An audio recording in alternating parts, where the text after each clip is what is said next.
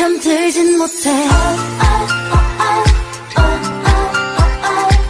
왜 자꾸 내 맘에 걸려 떠나진 못해 차갔던 날 멈추게 돼 한 번도 이런 적이 없었는데 왜 너라는 사람 날 Ayan guys, we're going to Osave. Bibili tayo ng steak. Kasi may nabalitaan ako, may napanood ako sa TikTok na may masarap na steak sa Osave. So, mura lang siya. So, tatry natin. So, maghahanap-hanap kami kung saan may Osave dito sa Cavite. So, let's go. Pero bago ang lahat, ayan, magbababay muna tayo sa mga baby natin. Babay muna, baby. Ayan, babay na. Love you. Bye-bye.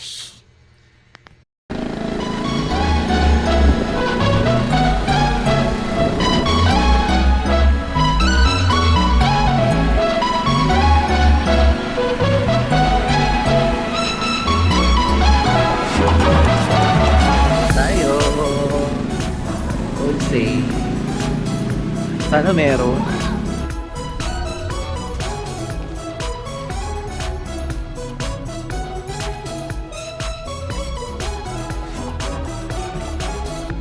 Try mo ang basket.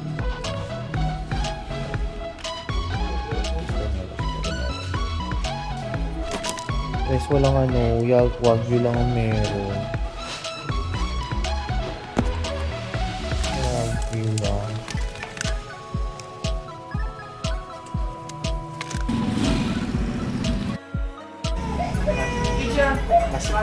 Masito. Kaya okay lang po ba na i-post? Okay lang po.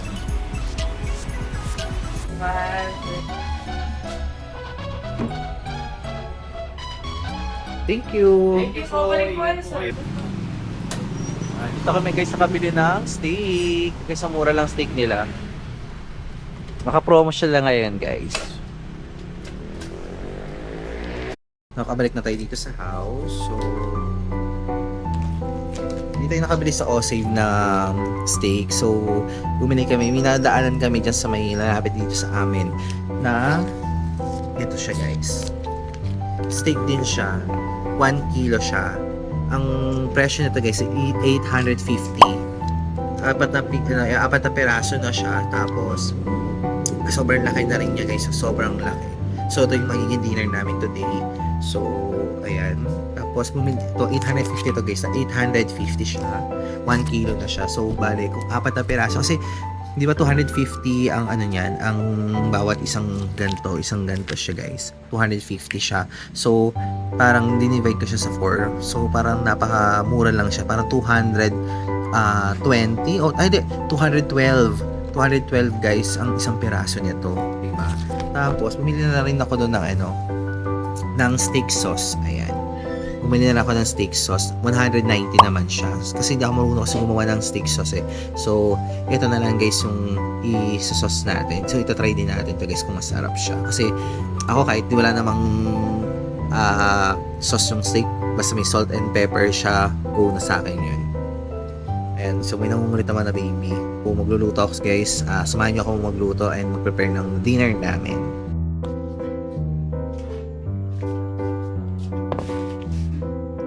Guys, ayan, naglagay na tayo dito sa ating steak ng ng salt and pepper. Ayan, i-marinate or ibabad lang muna natin siya ng mga 15 minutes. Tapos try natin dito siya ilulutuin. Ayan, dito sa flat natin na pan. And ayan, I'm so excited ko talaga masarap ang steak. Ayan guys, magluluto na tayo guys ng steak. So na ako dito ng kalan. And ayan, so tayo magluluto. Sorry guys, ako nakalat yung aming kitchen. Lipid lang. Sana tama yung gagawin ko. Napanood ko lang kasi ito sa TikTok kung paano magluto ng steak eh. Pero don't know kung paano natin. So, lalagay muna ako ng konting oil. Tapos, kasi later daw gagawin yung lalagay din yung butter. So, may butter naman ako dyan. Ito, maglalagay tayo ng konting oil. Sa pan, and then, pakatong. So, itong na ako. Wait lang natin yun. Pahingi natin.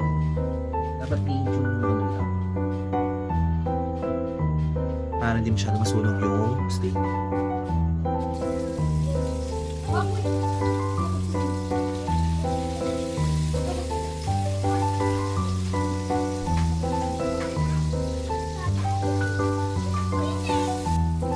Sana okay siya guys. Ano siya guys? Yan. Sana tama yung ginagawa ko. Sana makuha natin yung tamang timpla niya.